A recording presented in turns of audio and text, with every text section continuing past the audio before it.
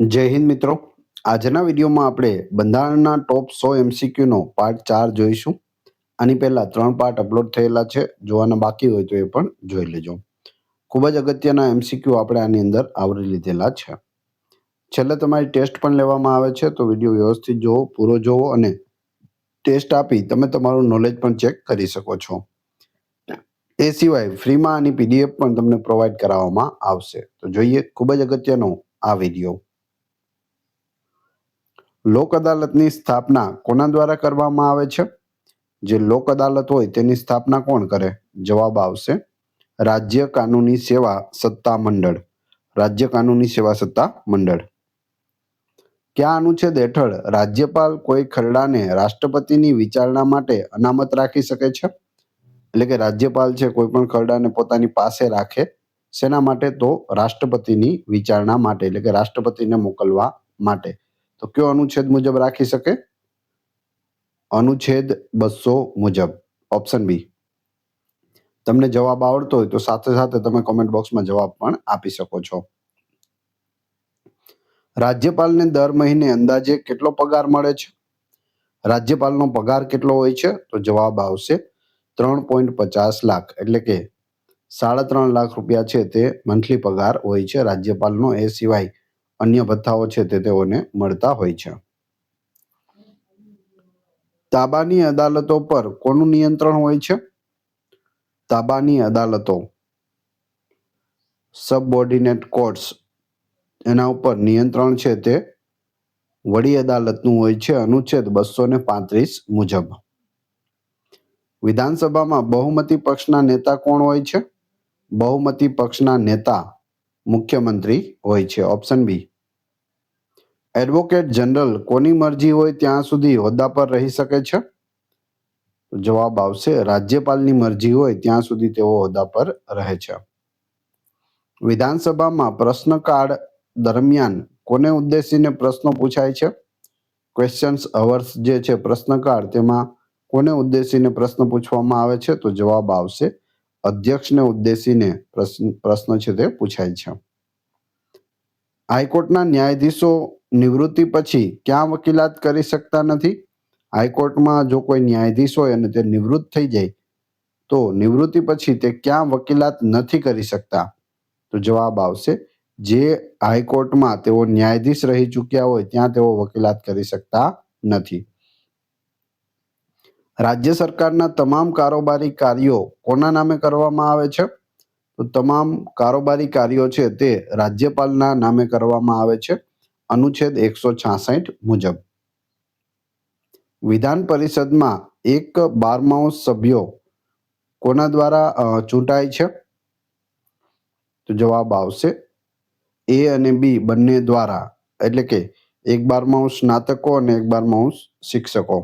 સ્નાતકો દ્વારા અને શિક્ષકો દ્વારા ચૂંટવામાં આવે છે વિધાન પરિષદમાં. રાજ્યપાલને કાનૂની બાબતોમાં સલાહ કોણ આપે છે? કાનૂની બાબતોમાં સલાહ રાજ્યપાલને એડવોકેટ જનરલ આપે છે. Option A. ગુજરાતના પ્રથમ રાજ્યપાલ કોણ હતા? મહેંદી નવાજ જંગ. રાજ્ય વિધાનસભાના સચિવાલયની જોગવાઈ કયા અનુચ્છેદમાં છે?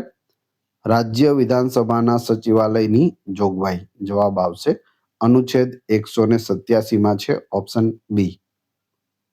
ભારતીય બંધારણનો કયો ભાગ રદ કરવામાં આવ્યો છે? તો આમાંથી કયો ભાગ રદ થયો છે? જવાબ આવશે ભાગ 7. બંધારણના મૂળ લખાણમાં ભાગ 7 હતો, પરંતુ રાજ્યોના પુનઃગઠન પછી તેને દૂર કરવામાં આવ્યો છે. ભાગ 7 બંધારણના કયા અનુચ્છેદ સાથે સંબંધિત હતો? તો તેના અનુચ્છેદ હતા અનુચ્છેદ 238 સાથે તે સંબંધિત હતો. કયા બંધારણીય સુધારા દ્વારા ભાગ 7 ને રદ કરવામાં આવ્યો હતો? 7મો બંધારણીય સુધારો 1956માં. રાજ્ય પુનઃગઠન અધિનિયમ 1956ના અમલ સાથે રાજ્યોના A, B, C અને D વર્ગીકરણ છે તે નાબૂદ કરવામાં આવ્યા. તેથી ભાગ 7ની જરૂર રહી નહોતી. એટલા માટે આ ભાગ છે તે રદ થયેલો છે. મૂળ બંધારણમાં ભાગ ખ અથવા તો પાર્ટ બી ના રાજ્યોમાં કોનો સમાવેશ થતો હતો? ક, ખ, ગ, ઘ, A, B, C, D એમ હતા 4 પ્રકાર, તો એમાં બીમાં કોણ હતું? તો જવાબ આવશે મોટી દેશી રિયાસતો. દેશી રિયાસતો પણ કેવી? મોટી. જેમ કે હૈદરાબાદ, મૈસૂર, જમ્મુ કાશ્મીર અને સૌરાષ્ટ્ર જેવા રાજ્યોના છે તે ભાગ ખ માં એટલે કે પાર્ટ બી માં હતા. આપણું સૌરાષ્ટ્ર શેમાં હતું ગુજરાતનું? તો તે પણ પાર્ટ બી માં હતું. ઘણી વખત પૂછાયેલું છે. એ સિવાય હૈદરાબાદ, મૈસૂર ને જમ્મુ કાશ્મીર પણ ખાસ યાદ રાખવું. ભાગ 7 રદ થયા પછી ભારતના રાજ્યોને કયા બે મુખ્ય પ્રકારોમાં વહેંચવામાં આવ્યા? તો જવાબ આવશે રાજ્યો અને કેન્દ્ર શાસિત પ્રદેશો. જે આજે પણ રાજ્યો છે અને કેન્દ્ર શાસિત પ્રદેશો છે બે જ ભાગમાં વહેંચાયેલા છે. ABCD છે તે ક્યાંય પણ જોવા મળતું નથી. સૌરાષ્ટ્ર રાજ્ય મૂળ બંધારણના કયા ભાગમાં સમાવિષ્ટ હતું? તો તે ભાગ ખ એટલે કે પાર્ટ બી માં સમાવિષ્ટ હતું. સૌરાષ્ટ્ર એ રિયાસતોનું બનેલું રાજ્ય હોવાથી તેને ભાગ ખ અને અનુચ્છેદ 238 હેઠળ રાખવામાં આવ્યું હતું. ભાગ ખ એટલે કે પાર્ટ બી ના રાજ્યોમાં કારોબારી વડા તરીકે કોની નિમણૂક કરવામાં આવતી હતી? કારોબારી વડા રાજપ્રમુખની નિમણૂક કરવામાં આવતી હતી. આજે આપણને ક્યાંય રાજપ્રમુખ જોવા મળતા નથી. 1956 પહેલા ભાગ ખ ના રાજ્યોમાં રાજ્યપાલને બદલે રાજપ્રમુખ પદ હતું. જેમ કે જામ સાહેબ દિગ્વિજયસિંહ સૌરાષ્ટ્રના રાજપ્રમુખ હતા. સૌરાષ્ટ્રના રાજપ્રમુખ કોણ હતા? જામ સાહેબ દિગ્વિજયસિંહજી.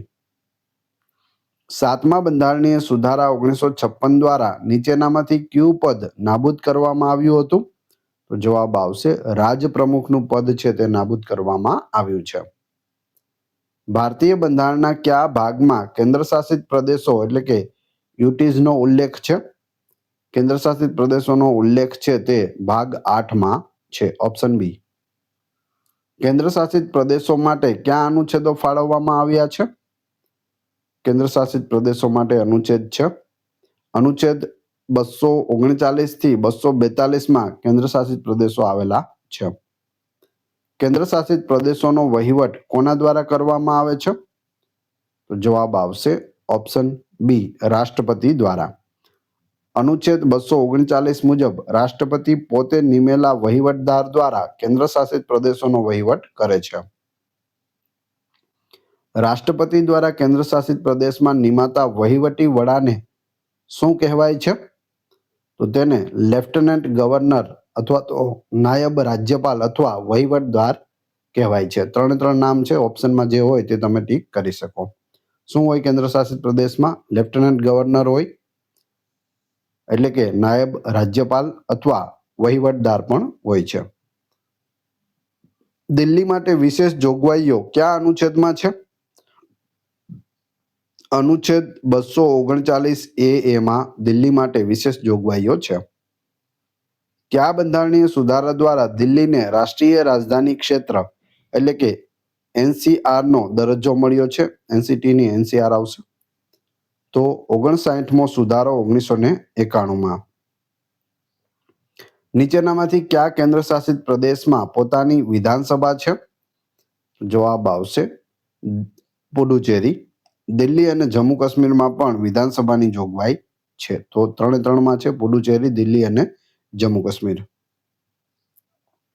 કેન્દ્ર શાસિત પ્રદેશો માટે કાયદો બનાવવાની અંતિમ સત્તા કોની પાસે છે? એટલે કે કાયદો કોણ બનાવી શકે? તો જવાબ આવશે સંસદ બનાવી શકે છે. દાદરા નગર હવેલી તથા દમણ અને દીવનું જોડાણ કયા વર્ષે કરવામાં આવ્યું? પહેલા બે અલગ અલગ કેન્દ્ર શાસિત પ્રદેશ હતા, દાદરા અને નગર હવેલી, દીવ અને દમણ. હવે ચારેયને ભેગા કરીને એક કરી દેવામાં આવ્યું છે, દાદરા નગર હવેલી, દમણ અને દીવ. ક્યારે થયું આ? તો જવાબ આવશે ઓપ્શન સી 2020માં. 26મી જાન્યુઆરી 2020 થી આનો અમલ થયો છે. આંદમાન અને નિકોબાર ટાપુઓ કઈ હાઈકોર્ટના અધિકાર ક્ષેત્ર હેઠળ આવે છે? આંદમાન નિકોબાર ટાપુઓ કઈ હાઈકોર્ટમાં આવે? જવાબ આવશે Calcutta high court. Option B. Lakshadweep કઈ હાઈકોર્ટના અધિકાર ક્ષેત્ર હેઠળ આવે છે? જો અહીં લક્ષદ્વીપની વાત છે તો જવાબ આવશે કેરળ હાઈકોર્ટના અધિકાર ક્ષેત્રમાં આવે છે. પુડુચેરીમાં વિધાનસભાની સ્થાપના કયા અનુચ્છેદ હેઠળ કરવામાં આવી છે? જવાબ આવશે અનુચ્છેદ 239A હેઠળ પુડુચેરીમાં વિધાનસભાની જોગવાઈ કરી છે? દિલ્હી વિધાનસભામાં કુલ કેટલી બેઠકો છે? તો દિલ્હીમાં ટોટલ 70 બેઠકો છે. Option B. કેન્દ્ર શાસિત પ્રદેશો માટે નિયમો બનાવવાની રાષ્ટ્રપતિની સત્તા કયા અનુચ્છેદમાં છે? જવાબ આવશે અનુચ્છેદ 240માં છે. કયા કેન્દ્ર શાસિત પ્રદેશ પાસે પોતાની અલગ હાઈકોર્ટ છે? જવાબ આવશે દિલ્હી પાસે પોતાની અલગ હાઈકોર્ટ છે. હવે જમ્મુ કાશ્મીર અને લદ્દાખ માટે પણ સંયુક્ત હાઈકોર્ટ છે. ચંડીગઢ કઈ હાઈકોર્ટના અધિકાર ક્ષેત્રમાં આવે છે? તો ચંડીગઢ છે તે પંજાબ અને હરિયાણા હાઈકોર્ટના અધિકાર ક્ષેત્રમાં આવે છે. પંજાબ અને હરિયાણાની રાજધાની પણ ચંડીગઢ છે. કેન્દ્ર શાસિત પ્રદેશમાં વહીવટદાર દ્વારા વટહુકમ બહાર પાડવાની સત્તા કયા અનુચ્છેદમાં છે? જવાબ આવશે અનુચ્છેદ 239B માં છે. ભારતમાં હાલમાં કેટલા કેન્દ્ર શાસિત પ્રદેશો છે? તો હાલમાં 8 કેન્દ્ર શાસિત પ્રદેશો છે. અંદમાન અને નિકોબાર, ચંડીગઢ, દાદરા નગર હવેલી અને દમણ દીવ, દિલ્હી, જમ્મુ અને કાશ્મીર, લદ્દાખ, લક્ષદ્વીપ અને પુડુચેરી. તો આ ટોટલ 8 અત્યારે કેન્દ્ર શાસિત પ્રદેશ છે. જમ્મુ કાશ્મીર અને લદ્દાખ ક્યારે કેન્દ્ર શાસિત પ્રદેશ બન્યા? જવાબ આવશે 31 ઓક્ટોબર 2019ના રોજ બંનેને કેન્દ્ર શાસિત પ્રદેશ છે તે બનાવી દેવામાં આવ્યા હતા. દિલ્હીના મુખ્યમંત્રીની નિમણૂક કોણ કરે છે? દિલ્હીના મુખ્યમંત્રીની નિમણૂક રાષ્ટ્રપતિ દ્વારા કરવામાં આવે છે. અન્ય રાજ્યોમાં રાજ્યપાલ છે તે મુખ્યમંત્રીની નિમણૂક કરે છે, પણ દિલ્હીમાં રાષ્ટ્રપતિ દ્વારા કરવામાં આવે છે. તો આ ખાસ યાદ રાખવું. દિલ્હીનું મંત્રીમંડળ વિધાનસભાની કુલ સંખ્યાના કેટલા ટકા હોઈ શકે? ઓપ્શન આપેલા છે. જવાબ જોતા પહેલા વિડીયો પસંદ આવી રહ્યો હોય તો લાઈક અવશ્ય કરી દેજો. ચેનલ ઉપર નવા હોય તો ચેનલને સબસ્ક્રાઇબ કરી બાજુમાં આપેલા બેલ આઇકોનને પ્રેસ કરો, જેથી રોજે રોજ આપને નવા વિડીયો મળતા રહે. આનો જવાબ આવશે ઓપ્શન બી 10%. અનુચ્છેદ 239A મુજબ 70ના 10% એટલે કે 7 મંત્રીઓ છે તે દિલ્હીના વિધાનમંડળમાં હોય છે. કેટલા હોય છે? 7. પુડુચેરી કઈ હાઈકોર્ટના અધિકાર ક્ષેત્ર હેઠળ છે? પુડુચેરી છે તે મદ્રાસ હાઈકોર્ટના અંડરમાં આવે છે. કેન્દ્ર શાસિત પ્રદેશો માટે હાઈકોર્ટની સ્થાપના કરવાની સંસદની સત્તા કયા અનુચ્છેદમાં છે? જો કોઈ કેન્દ્ર શાસિત પ્રદેશ હોય અને તેમાં હાઈકોર્ટની સ્થાપના કરવી હોય તો કોણ કરી શકે? સંસદ કરી શકે. કયા અનુચ્છેદ મુજબ? અનુચ્છેદ 241 મુજબ. ઓપ્શન બી. દાદરા નગર હવેલી અને દમણ દીવ કઈ હાઈકોર્ટ હેઠળ આવે છે? તો તે બોમ્બે હાઈકોર્ટ હેઠળ આવે છે. કયો કેન્દ્ર શાસિત પ્રદેશ 3 અલગ અલગ રાજ્યોમાં ફેલાયેલો છે? જવાબ આવશે પુડુચેરી. પુડુચેરીનું માહે છે તે કેરળમાં છે. યનમ છે તે આંધ્રપ્રદેશમાં આવેલું છે. પુડુચેરી અને કરાઈકલ છે તે તમિલનાડુમાં આવેલા છે. તો પુડુચેરી છે એ 3 અલગ અલગ રાજ્યોમાં ફેલાયેલો કેન્દ્ર શાસિત પ્રદેશ છે. યાદ રાખજો. આમાં એ રીતે પણ પ્રશ્ન બને કે પુડુચેરીનું માહે કયા રાજ્યમાં આવેલું છે? કેરળ રાજ્યમાં. એ રીતે યનમ અથવા તો કરાઈકલ વિશે પણ તમને પૂછાઈ શકે. રાષ્ટ્રપતિ કયા કેન્દ્ર શાસિત પ્રદેશો માટે શાંતિ, પ્રગતિ અને સુશાસન માટે નિયમો બનાવી શકે? તો જવાબ આવશે આપેલ તમામ. બધા જ કેન્દ્ર શાસિત પ્રદેશ માટે શાંતિ, પ્રગતિ અને સુશાસન માટે નિયમો બનાવી શકે છે. દિલ્હીમાં જો બંધારણીય તંત્ર નિષ્ફળ જાય તો રાષ્ટ્રપતિ શાસન કયા અનુચ્છેદ હેઠળ લાગે છે? જવાબ આવશે અનુચ્છેદ 239AB હેઠળ ત્યાં રાષ્ટ્રપતિ શાસન લાગે છે. ક્યાં? દિલ્હીમાં. કેન્દ્ર શાસિત પ્રદેશના વહીવટદારને કોણ પદભ્રષ્ટ કરી શકે છે? જવાબ આવશે રાષ્ટ્રપતિ છે તે પદભ્રષ્ટ કરી શકે છે. લક્ષદ્વીપનું વહીવટી મથક એટલે કે કેપિટલ કયું છે? જવાબ આવશે કવરત્તી છે લક્ષદ્વીપનું કેપિટલ અથવા તો રાજધાની. લદ્દાખના પ્રથમ લેફ્ટનન્ટ ગવર્નર એટલે કે LG કોણ હતા? જવાબ આવશે રાધાકૃષ્ણ માથુર. આર કે માથુર છે તે લદ્દાખના પ્રથમ લેફ્ટનન્ટ ગવર્નર હતા. કેન્દ્ર શાસિત પ્રદેશોનો ઉલ્લેખ કઈ અનુસૂચિમાં છે? અનુસૂચિ અહીં પૂછેલી છે. જવાબ આવશે પહેલી અનુસૂચિમાં છે. શું કેન્દ્ર શાસિત પ્રદેશના લેફ્ટનન્ટ ગવર્નર પાસે રાજ્યપાલ જેવી જ સત્તાઓ હોય છે? તો જવાબ આવશે ના, તે માત્ર રાષ્ટ્રપતિના એજન્ટ છે. રાજ્યપાલ પાસે જેવી સત્તાઓ હોય તેવી લેફ્ટનન્ટ ગવર્નર પાસે હોતી નથી. દિલ્હીમાં કાયદો અને વ્યવસ્થા, પોલીસ અને જમીન કોના અંકુશ હેઠળ છે? તો જવાબ આવશે કેન્દ્ર સરકાર, ગૃહ મંત્રાલયના અંડરમાં આવે છે. દિલ્હીની અંદર કાયદો અને વ્યવસ્થા, પોલીસ અને જમીન. જમ્મુ કાશ્મીર પુનર્ગઠન અધિનિયમ ક્યારે પસાર થયો?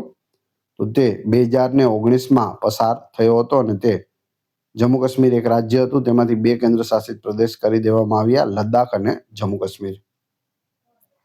કેન્દ્ર શાસિત પ્રદેશોમાં હાઈકોર્ટની સત્તા વધારવા કે ઘટાડવા માટે કોણ સક્ષમ છે? તો જવાબ આવશે સંસદ છે તે સક્ષમ હોય છે, એટલે કે સંસદ કરી શકે. પુડુચેરીના મુખ્યમંત્રી કોને જવાબદાર હોય છે? તે પુડુચેરી વિધાનસભાને જવાબદાર હોય છે. અંદમાન અને નિકોબાર ટાપુઓનું વહીવટી મથક કયું છે? તો જવાબ આવશે પોર્ટ બ્લેયર. એનું નવું નામ છે શ્રી વિજયપુરમ. કયા બંધારણીય સુધારા દ્વારા વહીવટદાર પદના નામમાં ફેરફાર કરવાની છૂટ અપાઈ છે? વહીવટદાર પદના નામમાં ફેરફાર. જવાબ આવશે 7મો બંધારણીય સુધારો 1956. જમ્મુ કાશ્મીર કેન્દ્ર શાસિત પ્રદેશના પ્રથમ એલજી કોણ હતા? લેફ્ટનન્ટ ગવર્નર કોણ હતા? ગિરીશચંદ્ર મુર્મુ હતા. Option B. દિલ્હી વિધાનસભામાં મંત્રીમંડળની સંખ્યા મુખ્યમંત્રી સહિત કેટલી હોય છે? તો જવાબ આવશે 7. એમાં મુખ્યમંત્રીનો પણ સમાવેશ થઈ જાય, મુખ્યમંત્રી અને એના સિવાય 6 મંત્રીઓ હોય છે, કેમ કે 70 છે અને તેના 10% કેટલા થાય? 7. શું સંસદ કોઈ કેન્દ્ર શાસિત પ્રદેશ માટે અલગ બજેટ ફાળવે છે? જવાબ આવશે હા, સંઘના બજેટમાં તેનો સમાવેશ થાય છે. રાષ્ટ્રપતિ કયા સંજોગોમાં કેન્દ્ર શાસિત પ્રદેશના કાયદાઓને રદ કરી શકે? જવાબ આવશે જો તે સંસદના કાયદાથી વિપરીત હોય તો તેને રદ કરી શકે. દિલ્હીમાં લેફ્ટનન્ટ ગવર્નર અને મંત્રીમંડળ વચ્ચે મતભેદ થાય તો નિર્ણય કોણ લે છે? લેફ્ટનન્ટ ગવર્નર અને મંત્રીમંડળ વચ્ચે જો મતભેદ થઈ જાય તો નિર્ણય છે તે રાષ્ટ્રપતિ દ્વારા લેવામાં આવે છે. ચંડીગઢનો વહીવટદાર કોણ હોય છે? પંજાબનો રાજ્યપાલ હોદ્દાની રૂએ ચંડીગઢના પણ વહીવટદાર હોય છે. કયા વર્ષમાં દિલ્હીને કેન્દ્ર શાસિત પ્રદેશ જાહેર કરવામાં આવ્યું? જવાબ આવશે 1956માં દિલ્હી કેન્દ્ર શાસિત પ્રદેશ બન્યું. પુડુચેરી ફ્રેન્ચ શાસનમાંથી ભારતને ક્યારે મળ્યું? ગોવા, દીવ, દમણ જે દરિયાકાંઠાના બધા જ કેન્દ્ર શાસિત પ્રદેશો છે તે ફ્રેન્ચ અથવા તો પોર્ટુગીઝો પાસે હતા અને તે પુડુચેરી છે તે 1954માં ફ્રેન્ચ શાસનમાંથી ભારતને મળ્યું હતું. બીજા બધા અલગ અલગ સાલમાં મળેલા છે, ગોવા અને દીવ દમણ વગેરે. શું સંસદ કોઈ પણ કેન્દ્ર શાસિત પ્રદેશને રાજ્યનો દરજ્જો આપી શકે? સંસદ ધારે તો કેન્દ્ર શાસિત પ્રદેશને રાજ્યનો દરજ્જો આપે? જવાબ આવશે હા, કાયદો બનાવીને આપી શકાય. લદ્દાખમાં કેટલા જિલ્લાઓ છે? તો લદ્દાખમાં હાલ 2 જિલ્લાઓ છે, લેહ અને કારગિલ. લેહ જિલ્લો છે તે ભારતનો બીજા નંબરનો સૌથી મોટો જિલ્લો છે. પ્રથમ નંબરનો પૂછે તો આપણા ગુજરાતમાં આવેલો કચ્છ એ સૌથી મોટો જિલ્લો છે. બીજા નંબરે લેહ આવે છે અને લેહ છે તે લદ્દાખની રાજધાની પણ છે. અનુચ્છેદ 239A4 મુજબ મંત્રીમંડળ કોને સહાય અને સલાહ આપે છે? તો જવાબ આવશે લેફ્ટનન્ટ ગવર્નરને સહાય અને સલાહ આપે છે. ભારતના કયા કેન્દ્ર શાસિત પ્રદેશમાં સાક્ષરતા દર સૌથી વધુ છે? સૌથી વધુ સાક્ષરતા દર લક્ષદ્વીપમાં છે. ઓપ્શન બી. પંચાયતી રાજનો ઉલ્લેખ બંધારણના કયા ભાગમાં છે? પંચાયતી રાજ ભાગ 9માં છે. ઓપ્શન બી. પંચાયતી રાજને બંધારણીય દરજ્જો છે તે કયા સુધારા દ્વારા મળ્યો છે?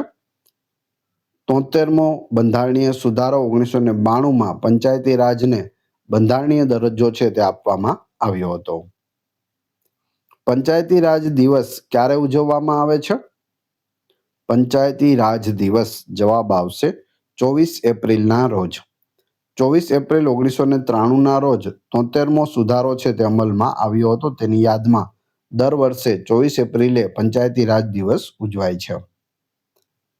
પંચાયતોની જોગવાઈ કયા અનુચ્છેદોમાં છે? જવાબ આવશે અનુચ્છેદ 243 થી 243 સુધી, એટલે કે 243 પછી 243A 243B એ રીતે 243 સુધી પંચાયતોની જોગવાઈ છે. પંચાયતી રાજ વિષય બંધારણની કઈ યાદીમાં છે? તો તે રાજ્ય યાદીમાં છે. Option B. ભારતમાં ત્રિસ્તરીય પંચાયતી રાજની ભલામણ કોણે કરી હતી? 3 સ્તરવાળું પંચાયતી રાજ. જવાબ આવશે બળવંતરાય મહેતા સમિતિએ. વારંવાર પૂછાતો પ્રશ્ન છે, ખાસ યાદ રાખજો. પંચાયતી રાજનો પ્રારંભ સૌપ્રથમ કયા રાજ્યમાં થયો હતો? સર્વપ્રથમ છે તે રાજસ્થાન રાજ્યમાં થયો હતો. 2 ઓક્ટોબર 1959ના રોજ રાજસ્થાન રાજ્યના નાગોર જિલ્લામાં જવાહરલાલ નહેરુ દ્વારા તેનું ઉદ્ઘાટન કરવામાં આવ્યું હતું. જો શરૂઆત છે તે રાજસ્થાન રાજ્યમાં થઈ હતી, ખાસ યાદ રાખજો. આગળ જોઈએ. પંચાયતોની ચૂંટણી કરાવવાનો નિર્ણય કોણ લે છે? પંચાયતોની ચૂંટણી કોણ કરાવે? તો જવાબ આવશે રાજ્ય સરકાર છે તે નિર્ણય લે છે અને ચૂંટણી પંચ, રાજ્ય ચૂંટણી પંચ હોય તે ચૂંટણીઓ કરાવે છે. પંચાયતોમાં મહિલાઓ માટે કેટલી અનામતની જોગવાઈ બંધારણમાં છે? બંધારણની વાત કરીએ તો બંધારણમાં 1/3 એટલે કે 33% છે. આપણે ગુજરાતની વાત કરીએ તો ગુજરાતમાં હાલ 50% મહિલા અનામત છે. પંચાયતોમાં કેટલી છે? 50% મહિલા અનામત. ગ્રામસભાની વ્યાખ્યા કયા અનુચ્છેદમાં આપવામાં આવી છે? ગ્રામસભાની વ્યાખ્યા અનુચ્છેદ 243A આપવામાં આવેલી છે. પંચાયતોનો કાર્યકાળ કેટલા વર્ષનો હોય છે? તો વિધાનસભા, લોકસભાની જેમ પંચાયતનો પણ 5 વર્ષનો કાર્યકાળ હોય છે. પંચાયત વિસર્જિત થાય તો કેટલા સમયમાં ચૂંટણી થવી જોઈએ? પંચાયત ભંગ થઈ જાય તો કેટલા સમયમાં થવી જોઈએ? જવાબ આવશે 6 મહિનાની અંદર ચૂંટણી થઈ જવી જોઈએ. પંચાયતની ચૂંટણી લડવા માટે લઘુત્તમ વય કેટલી હોવી જોઈએ? ઓછામાં ઓછી ઉંમર કેટલી હોવી જોઈએ? 21 વર્ષ હોવી જોઈએ. પંચાયતોની સત્તા, જવાબદારી અને કાર્યો કઈ અનુસૂચિમાં છે? 11મી અનુસૂચિમાં છે. 11મી અનુસૂચિમાં પંચાયતો માટે કેટલા વિષયો રાખવામાં આવ્યા છે? 29 વિષયો રાખવામાં આવ્યા છે. રાજ્ય ચૂંટણી પંચની જોગવાઈ કયા અનુચ્છેદમાં છે? અનુચ્છેદ 243K રાજ્ય ચૂંટણી પંચની જોગવાઈ છે. રાજ્ય નાણાં આયોગની રચના કયા અનુચ્છેદ હેઠળ થાય છે? અનુચ્છેદ 243I હેઠળ રાજ્ય નાણાં આયોગની રચના થાય છે. પંચાયતોમાં બેઠકોની અનામત એટલે કે SC, ST, OBC અને વુમન કયા અનુચ્છેદ હેઠળ છે? જવાબ આવશે અનુચ્છેદ 243D અનામતની જોગવાઈ છે. પંચાયત સભ્યોની ગેરલાયકાત કયા અનુચ્છેદમાં છે? ડિસ્કોલિફિકેશન પંચાયતના સભ્યોનું. જવાબ આવશે અનુચ્છેદ 243F છે. ગ્રામસભા કોની બનેલી હોય છે? ગ્રામસભા છે તે મતદાર યાદીમાં નોંધાયેલ ગામના તમામ વ્યક્તિઓની હોય છે. મતદાર યાદીમાં તેનું નામ હોવું ફરજિયાત છે. દ્વિસ્તરીય પંચાયતી રાજની ભલામણ કઈ સમિતિએ કરી હતી? 2 સ્તરવાળી પંચાયતી રાજની ભલામણ. જવાબ આવશે અશોક મહેતા સમિતિ 1977. Option B. પંચાયતોને કર એટલે કે ટેક્સ ઉઘરાવવાની સત્તા કયો અનુચ્છેદ આપે છે? અનુચ્છેદ 243H માં પંચાયતોને કર ઉઘરાવવાની સત્તા મળે છે. કયા રાજ્યમાં પંચાયતી રાજની જોગવાઈઓ લાગુ પડતી નથી? તો જવાબ આવશે આપેલ તમામ. અનુચ્છેદ 243M મુજબ નાગાલેન્ડ, મેઘાલય અને મિઝોરમ આ ત્રણ રાજ્યોમાં પંચાયતી રાજની જોગવાઈઓ લાગુ પડતી નથી. તાલુકા પંચાયત અને જિલ્લા પંચાયતના પ્રમુખની ચૂંટણી કેવી રીતે થાય છે? તાલુકા પંચાયત અને જિલ્લા પંચાયતના પ્રમુખ જવાબ આવશે પરોક્ષ રીતે ચૂંટાયેલા સભ્યો દ્વારા આ પ્રમુખની ચૂંટણી થાય છે. પ્રથમ શું હોય છે? તાલુકા પંચાયતની ચૂંટણી હોય કે જિલ્લા પંચાયતની, બધા મત આપે છે અને બધા લોકો ચૂંટાય છે. પછી તેની પહેલી મિટિંગ થાય છે અને પહેલી મિટિંગમાં પ્રમુખની ચૂંટણી થાય છે અને જે જીતે તે પ્રમુખ બને છે. એટલે પરોક્ષ રીતે થાય છે. ડાયરેક્ટ લોકો દ્વારા તેના પ્રમુખની ચૂંટણી થતી નથી, પ્રત્યક્ષ રીતે નથી થતી, પરોક્ષ રીતે થાય છે. ગ્રામ પંચાયતના વડાને ગુજરાતમાં શું કહેવાય છે? ગ્રામ પંચાયતનો વડો જવાબ આવશે સરપંચ, ઓપ્શન સી. 73મો બંધારણીય સુધારો કયા વડાપ્રધાનના સમયમાં પસાર થયો હતો? 73મો બંધારણીય સુધારો જવાબ આવશે P V Narasimha Rao, option C. પંચાયતોના હિસાબોનું ઓડિટ કરવાની સત્તા કોની પાસે છે? ઓડિટ કોણ કરે? જવાબ આવશે રાજ્ય વિધાનમંડળ કાયદા દ્વારા નક્કી કરે તે મુજબ થાય છે પંચાયતોના હિસાબોનું ઓડિટ. ગુજરાત પંચાયત અધિનિયમ કયા વર્ષે પસાર થયો? જવાબ આવશે 1993માં નવો અધિનિયમ છે તે 73મા સુધારા મુજબ થયો. પંચાયતોની ચૂંટણીમાં ન્યાયાલયોની દખલગીરી પર પ્રતિબંધ કયો અનુચ્છેદ મૂકે છે? જવાબ આવશે અનુચ્છેદ 243O.